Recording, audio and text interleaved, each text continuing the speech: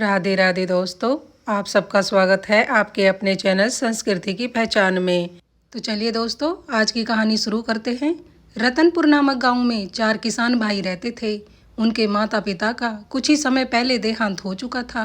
जब उनके पिता का अंत समय आया तो उन्होंने अपने सबसे बड़े बेटे, जिसका नाम था नंद किशोर, उसको घर का मुखिया बना दिया था। अब सारे घर की बागडोर नंद किशोर के हाथ में आ गई थी। नंद किशोर को यह अच्छी तरह से पता था कि घर को किस तरह से जोड़कर रखना है।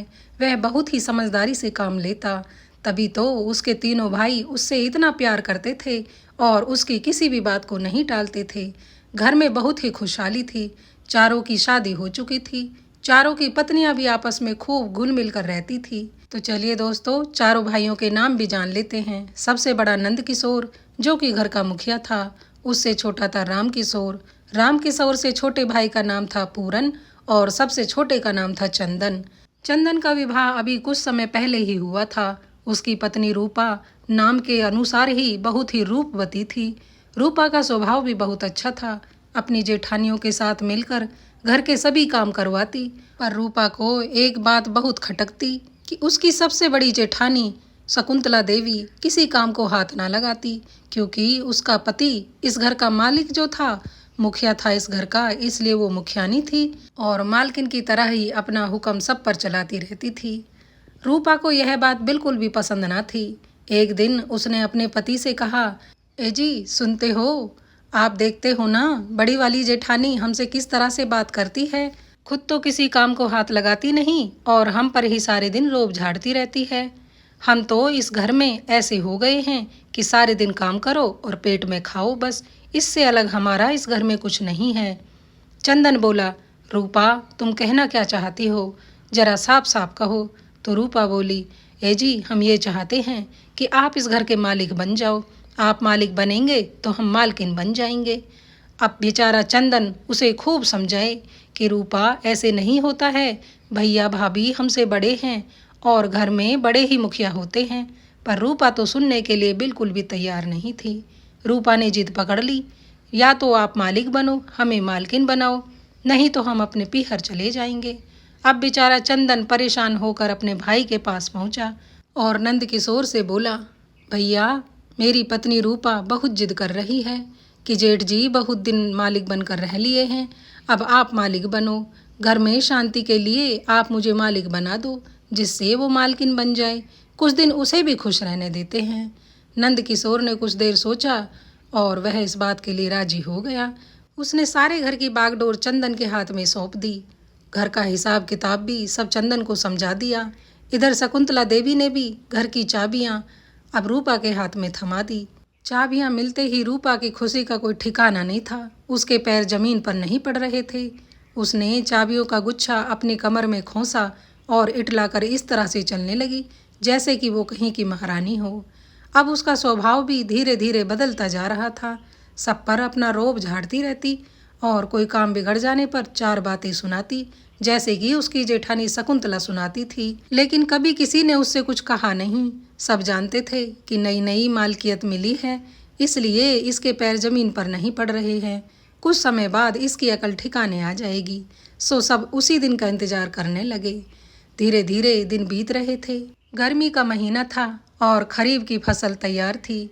खरीफ की फसल में इस बार नंद किशोर ने मतीरे, ककड़ी और खीरे उगाए थे। फसल जब तैयार हो गई तो नंद किशोर ने अपने तीनों भाइयों से कहा, भाइयों मतीरे और खीरे काफ़ी बड़े हो गए हैं, अब इन्हें तोड़कर बैलगाड़ी में भर के शहर में बेच कर आ जाना चाहिए।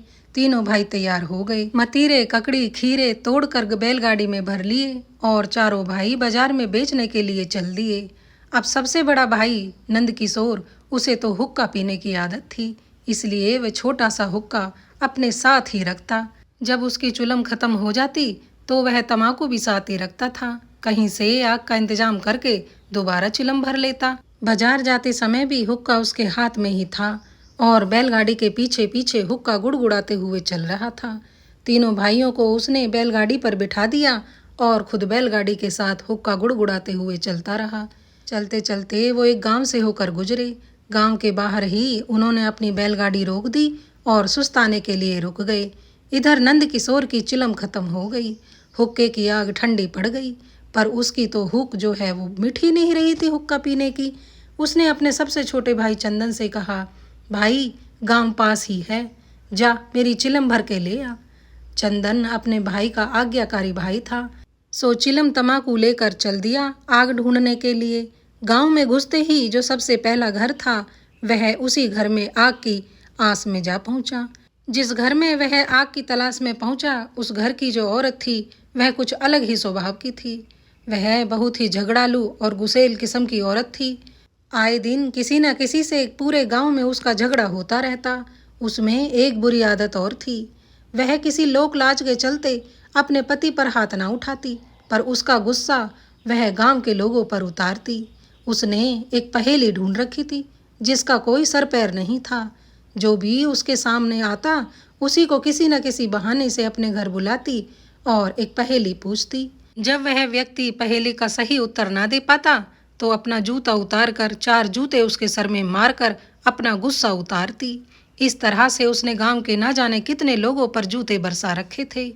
आज चंदन जब उसके घर में आग मांगने आया तो उसके दिमाग में चंदन को जूते मारने की तरकीब आने लगी। उसने चंदन को देखते ही खुश होकर कहा, आइए अतिथि देवता आइए, हमारे घर कैसे आना हुआ। चंदन बोला, मेरे भाई को हुक्का पीने की लत है, हम गांव के बाहर ही एक पेड़ के नीचे रुके हैं, सो थोड़ी सी आग मुझे दे दो। वह औरत बोली, आग भी दूंगी और आपको बेला भरकर दूध भी पिलाऊंगी, आप यहाँ आकर कुर्सी पर बैठिए। उसने चंदन को एक कुर्सी पर बिठाया और अंदर से बेला भरकर दूध ले आई। चंदन ने जैसे ही बेले की तरफ हाथ बढ़ाया तो वह औरत जिसका नाम तिरसला था बोली, पहले मेरी एक पहेली का जवाब दो, फिर दूध पी लेना, इतनी जल्दी भी क्या है। चंदन भौचक्का सा उसकी तरफ देखने लगा। उस औरत ने अपनी पहेली पूछना शुरू किया।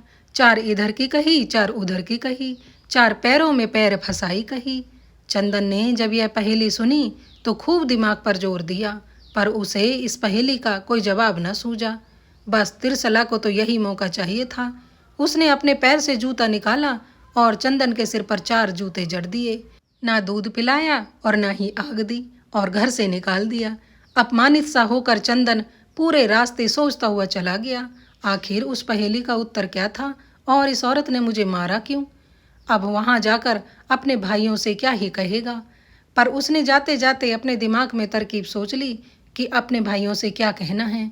यह तो नहीं कह सकता था ना कि एक औरत से जूते खाकर आ गया। सो वह अपने भाइयों के पास पहुंचा और बोला, भैया इस गांव में तो कुत्ते बहुत हैं, गांव में मुझे घुसने ही नहीं दिया। अब दूसरा भाई जो चंदन से बड़ा था वह बोला, भला हम भी तो देखें इस गांव में कितने कुत्ते हैं, तू मुझे तो ऐसे लगता है आधे रास्ते से ही लौट कर आ गया है। ला चिलम और तमाकू मुझे दे, मैं चिलम भर कर लाऊंगा भैया की। इतना कहकर चंदन से जो बड़ा वाला भाई था पूरन, वह चिलम तमाकू लेकर चल दिया। चलते चलते वह भी गांव में जो सबसे पहला घर पड़ा यानी कि तिरसला का घर, उसी घर में घुस गया और तिरसला से चिलम भरने के लिए आग मांगने लगा। तिरसला की तो उसे देखकर बाछे खिल गई और वह मन में सोचने लगी, वाह क्या बात है, आज तो मैं 2-2 लोगों को पीटूंगी। और खुश होते हुए बोली, आइए श्रीमान आइए, हमारे घर कैसे आना हुआ। पूरन बोला, मुझे थोड़ी सी आग चाहिए क्योंकि मेरे भैया हुक्का बड़ा पीते हैं, उन्हें हुक्के की हुक उठी हुई है। अब यह सुनकर तिरसला तो समझ गई कि यह जो अभी अभी जूते खाकर गया है यह उसी का भाई है। शायद उसने जाकर अपने भाई को बताया नहीं है जूते के बारे में। अब तिरसला ने उसे देखते ही कहा, आइए आइए, आग तो मैं दूंगी ही, आपको बेला भरकर दूध भी पिलाऊंगी, आप हमारे अतिथि हैं, यहाँ इस कुर्सी पर बैठ जाइए। पूरन कुर्सी पर बैठ गया।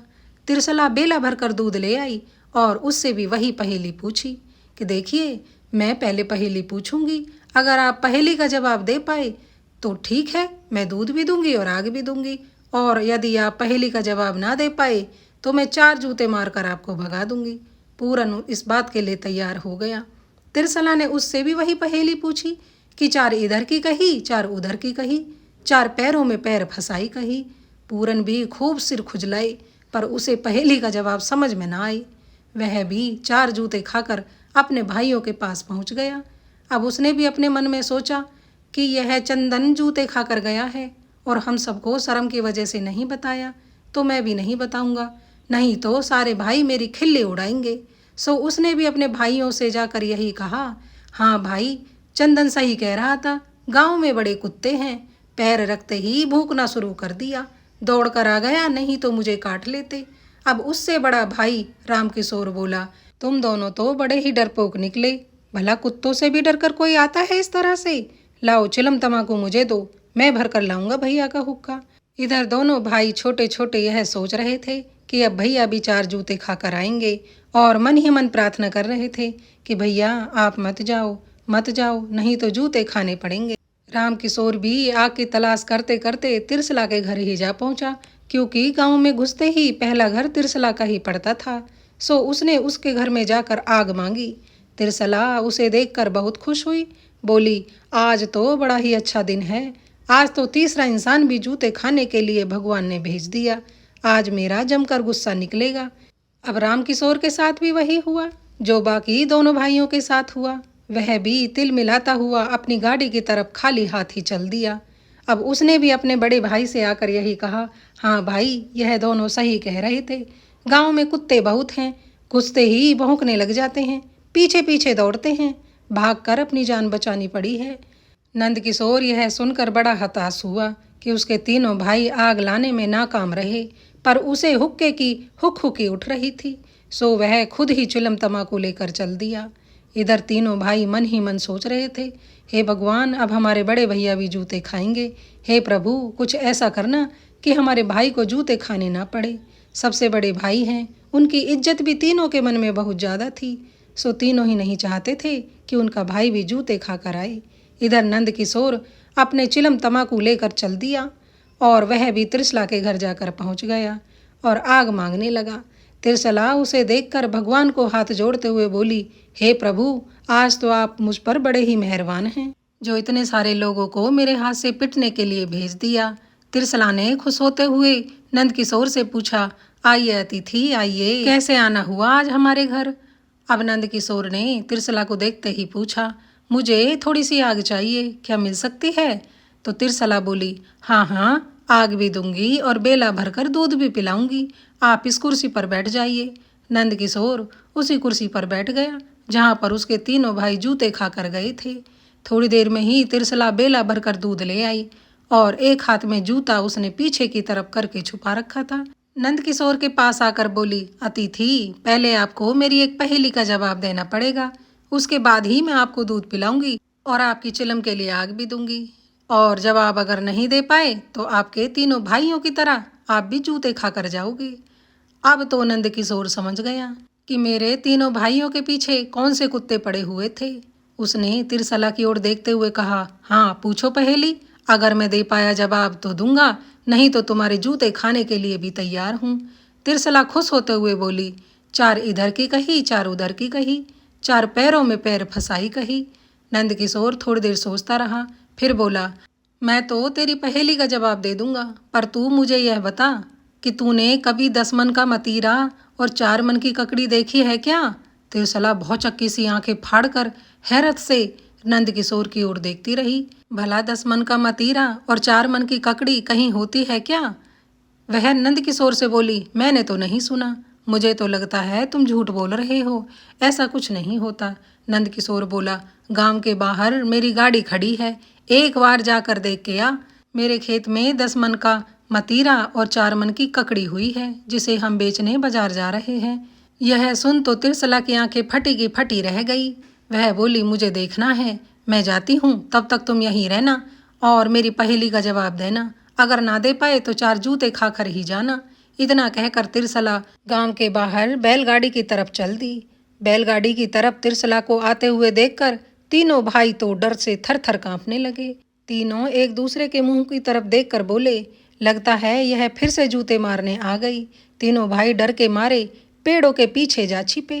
तिरसला बैलगाड़ी के पास पहुंची और बैलगाड़ी में झांक कर देखने लगी कि देखूं तो सही 10 मन का मतीरा और 4 मन की ककड़ी कैसी होती है, पर उसे कहीं पर भी 10 मन का खीरा और 4 मन की ककड़ी नजर नहीं आई। वहां पर तो जैसे मतीरे होते हैं वैसे ही मतीरे पड़े थे, और जैसी ककड़ी होती है वैसी ही ककड़ी पड़ी थी। अब तिरसला समझ गई कि तुझे उसने बेवकूफ़ बना दिया। वह गुस्से में पैर पटकती हुई अपने घर की तरफ चल दी। इधर नंद किशोर उसके बेले का दूध भी पी गया और हांडी की भी पूरी मलाई उतार कर खा गया और चिलम में आग रखकर वहीं एक चरपाई पर बैठकर हुक्का गुड़गुड़ाने लगा। इतने में ही तिरसला का पति खेत से घर वापिस आया। उसने किसी अन्य पुरुष को घर में बैठे देखा तो पूछ लिया, श्रीमान आप कौन हैं और इस तरह से मेरे घर पर कैसे बैठे हैं, और मेरी पत्नी कहाँ गई? वह चारों तरफ तिरसला तिरसला आवाज़ लगाते हुए अपनी पत्नी को खोजने लगा। तो नंद किशोर बोला, अरे भैया मैं तो चुलम के लिए आग लेने आया था इस घर में, तो आपकी पत्नी ने मुझसे कहा कि आप थोड़ी देर यहाँ बैठ जाइए, मैं अभी आती हूँ। अब तिरसला का पति बोला, आखिर मेरी पत्नी गई कहाँ है? नंद किशोर ने इस पर जवाब दिया कि एक छोटा सा बच्चा आया था, उसके हाथ में एक कागज़ था। आपकी पत्नी जब वह कागज़ पढ़ रही थी तो मैंने भी सुना। वह पढ़ रही थी कि उसे किसी लड़के ने संदेशा भेजकर ईख के खेत में मिलने बुलाया है और वह उसी से मिलने गई है। मुझसे कहा है कि तुम यहाँ बैठ जाना, मेरा पति आए तो कह देना कि मैं थोड़ी देर में आ जाऊंगी। वह किससे मिलने गई है यह बात बताने के लिए उसने मुझे मना किया था, पर भैया गलती से मैंने आपको बता दी, मुझे क्षमा करना। यह सुनते ही तो तिरसला का पति आग बबूला हो गया। अच्छा, उसे मुझसे अच्छा कोई मिल गया है। मैं उसका सारा गुस्सा बर्दाश्त करता हूँ, सारे दिन जली कटी सुनाती रहती है, फिर भी किसी और के चक्कर में पड़ गई। इतना कहते हुए उसने बैल हाँकने वाला सोटा उठाया और ईख के खेत की तरफ चल दिया। आज उसकी खाल खींच दूंगा। बहुत दिन से उसकी बदतमीजियां बर्दाश्त कर रहा हूँ, फिर भी वह किसी और के प्यार के चक्कर में पड़ी हुई है। आज उसके प्यार का भूत उतार दूंगा। उधर तिरसला जैसे ही घर आई तो सामने नंद किशोर को बैठे हुए पाया। वह गुस्से में तमतमाते हुए जूता लेकर उसकी तरफ बढ़ी। नंद किशोर बोला, जूता बाद में मारना, पहले अपने पति को देखो। एक औरत आई थी अभी और उसे बुलाकर ईख के खेत की तरफ ले गई है। मेरा पति तो खेत में हल चलाने गया था। इस पर नंद किशोर बोला, नहीं, जब तुम मेरी बैलगाड़ी की तरफ गई थी तो तुम्हारा पति पीछे से आया, बैल बांधे हल एक तरफ रखा और मुझसे पूछ ही रहे थे कि तुम कौन हो। मैंने भी बता दिया कि तुम्हारी पत्नी मतीरे देखने गई है, मैं घर की रखवाली के लिए बैठा हूँ। तभी एक सुंदर सी स्त्री आई और तुम्हारे पति का हाथ पकड़कर बोली, चलो ईख के खेत में चलते हैं, वहीं पर बैठकर बातें करेंगे। और तुम्हारा पति लट्टू हुआ उसके पीछे पीछे चला गया। जब तिरसला ने यह सुना तो उसके तन बदन में आग लग गई। हाय, कौन कलमुही थी जो मेरे पति पर डोरे डालकर उसे अपने साथ ईख के खेत पर ले गई। आज मैं उसका सर फोड़ दूंगी। और खैर मेरे पति की भी नहीं है, आज तक मैंने उसे जूते नहीं मारे। अपना गुस्सा गांव वालों पर या किसी अन्य व्यक्ति पर उतारती रहती हूँ, पर आज उसी की खोपड़ी में 4 जूते मारूंगी। इतना कहकर तिरसला जूता उठाकर नंगे पांव खेत की तरफ भागती हुई चली गई। संयोग से तिरसला का भाई भी उसी दिन उसी समय उससे मिलने के लिए उसके घर आया। किसी अजनबी को उसके घर में बैठा देखकर उसने पूछ लिया, भाई तुम कौन हो और मेरी बहन बहनोई कहाँ गए हैं? तो सुनकर नंद किशोर बोला, अरे भाई क्या बताऊं, तुम्हारे बहन बहनोई में बड़ा तकड़ा झगड़ा हो गया है और मैं तुम्हारे बहनोई का दोस्त हूँ। मैं तो उनसे मिलने आया था, पर उनका झगड़ा देखा तो मैं तो चुपचाप इधर चरपाई पर बैठ गया। लेकिन दोनों झगड़ क्यों रहे थे? तिरसला का भाई बोला, भाई मैंने तो उनको यह कहते सुना, तुम्हारा जो जीजा है वह बोल रहा था कि अगर तुम्हारा भाई कपड़े उतार कर ईख के खेत में नंगा ना आया तो मैं तुम्हें घर से निकाल दूंगा। और तिरसला कह रही थी कि मेरा भाई नहीं आएगा। बस लड़ते लड़ते दोनों ईख के खेत पर चले गए और संयोग देखो कि तुम आ गए। इस पर तिरसला के भाई ने कहा, देखो इतनी उम्र हो गई है फिर भी दोनों बच्चों की तरह लड़ते हैं। इतनी सी बात थी तो मेरे पास खबर भिजवा देते, मैं तो कपड़े उतार कर ईख के खेत पर आ ही जाता, इसमें कौन सी बड़ी बात है। तो भाई जल्दी से ईख के खेत पर जाओ, नहीं तो तुम्हारा जीजा आज तुम्हारी बहन की चमड़ी उतार देगा। यह सुनते ही तिरसला का भाई ईख के खेत की तरफ दौड़ा भागा चला गया। खेत पर पहुंचकर भागते भागते ही उसने अपने सारे कपड़े उतार दिए और बिल्कुल नंगा होकर खेत में आवाजें लगाने लगा, अरे बहन, अरे जीजा, किधर हो तुम? लड़ो मत, देखो मैं निर्वस्त्र होकर आ गया हूँ, अब तुम अपना झगड़ा बंद करो। अब साला अपने बहन और बहनोई को ढूंढे और तिरसला का पति तिरसला और उसके प्रेमी को ढूंढे। इधर तिरसला अपने पति और उसकी प्रेमिका को ढूंढ रही थी, जो कि असल में थे ही नहीं। तीनों गुस्से में लाल पीले हुए एक दूसरे को ढूंढते रहे, पर एक दूसरे को कोई मिले ही नहीं।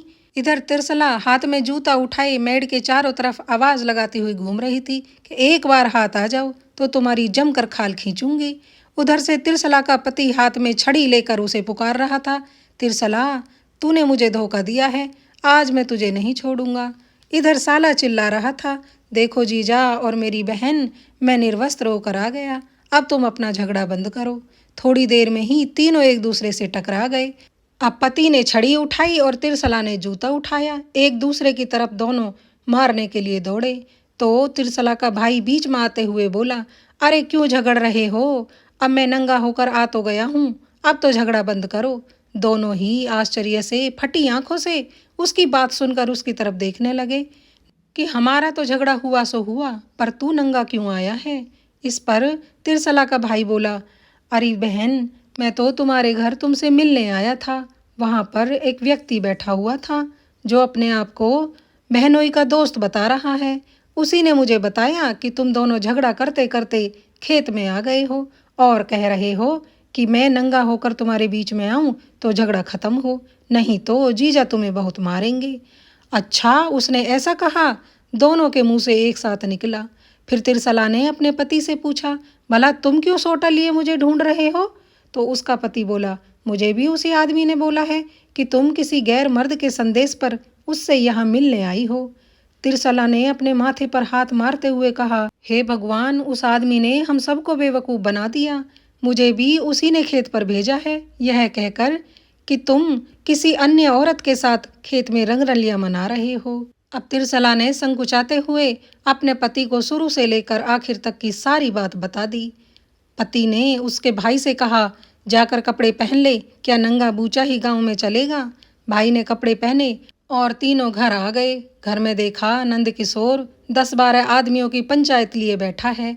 आते ही तिरसला तो शर्म के मारे घर में घुस गई। तिरसला के पति ने ही बात संभालते हुए नंद किशोर से कहा, आखिर तुम्हारी हिम्मत कैसे हुई हम तीनों को धोखे से खेत में भेजने की, और तुम कौन हो जो इस तरह से हक से मेरे घर में बैठे हुए हो और ये भीड़ क्यों इकट्ठी कर रखी है। गांव के सरपंच भी वहां थे। उन्होंने कहा, भाई, यह भला मानस कह रहा है कि इसके 3 भाइयों को तुम्हारी पत्नी ने जूते मारे हैं। अब यह बात तो अच्छी नहीं है। गांव भर के सभी आदमियों को तुम्हारी पत्नी ने जूते मारकर भगाया है। अब यह गांव के बाहर के लोगों को भी नहीं छोड़ रही है। अब तुम ही बताओ, इसका क्या ही फैसला किया जाए। यह सुनकर तिरसला का पति बड़ा शर्मिंदा हुआ। वह हाथ जोड़कर उनसे क्षमा मांगने लगा कि अपनी पत्नी की तरफ से मैं इनसे क्षमा मांगता हूँ।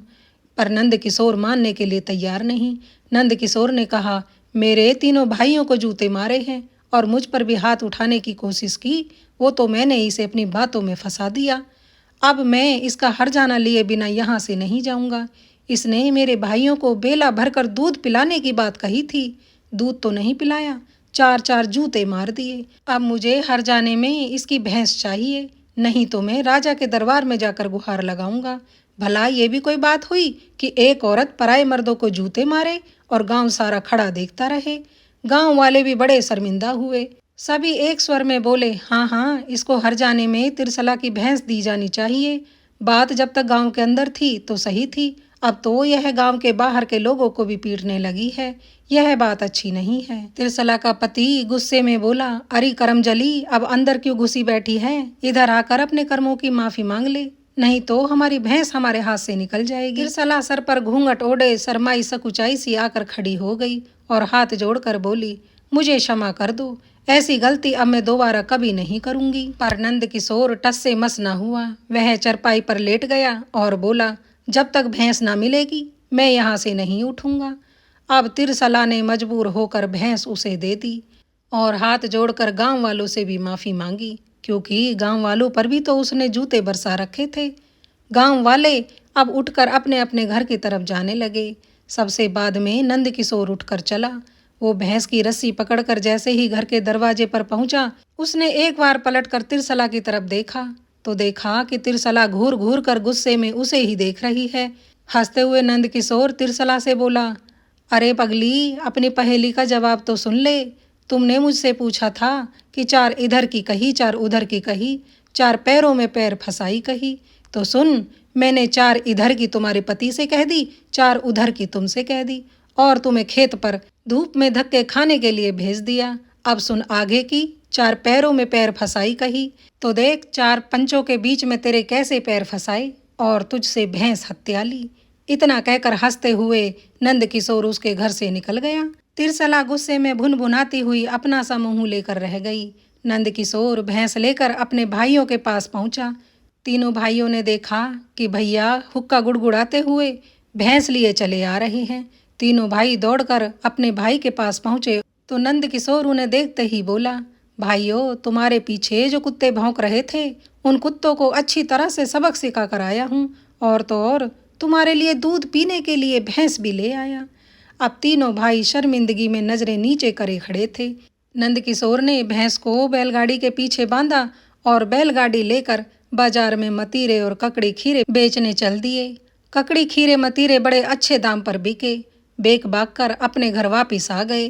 घर आकर चंदन ने अपनी पत्नी रूपा को सारी कहानी शुरू से आखिर तक की बता दी। अब यह सुनकर रूपा भी थोड़ी सी शर्मिंदा हो गई। चंदन बोला, अब चुपचाप घर की चाबी और घर के कागज बड़ी भाभी और भैया को दे दो, नहीं तो अच्छा नहीं होगा। तुम बनी बड़ी अकलमंद, देखा आज भैया ने हमारी बेइज्जती का बदला लिया है। हम तो उनके सामने कुछ भी नहीं हैं, फिर हम इस घर के मालिक कैसे हो सकते हैं। इतना कहकर चंदन ने सर नीचे किए हुए अपने भाई को घर की चाबी और सारे कागजात लौटा दिए और कहा, भैया घर का मुखिया बनने की काबिलियत तो आपके ही अंदर है, मैं तो निरा मूर्ख हूं। देखा ना आपने, एक औरत से जूते खाकर आ गया। अब यह सुनकर नंद किशोर हंसते हुए बोला, नहीं रे भाई, चाबियां और कागजात तू ही रख, तू ही घर का मालिक है, हम तो तेरे गुलाम हैं। इतना सुनते ही तो रूपा उनके पैरों में पड़ गई और बोली, ना भैया, यह घर की जिम्मेवारी का बोझ हम ना उठा पाएंगे। यह तो बड़ी जिम्मेवारी का काम है जो आप ही अच्छे से संभाल सकते हो। हमें क्षमा करो, हमसे बड़ी भारी गलती हो गई। इतना कहकर रूपा रोने लगी। अब नंद किशोर ने अपने भाई और उसकी पत्नी को चुप कराया और सारे भाई हंसी खुशी मिलजुल कर फिर से रहने लगे। तो देखा दोस्तों, अपनी सूझबूझ से नंद किशोर ने अपने भाइयों की बेइज्जती का ही बदला नहीं लिया, बल्कि उसकी भैंस भी उससे हत्या कर ले आया।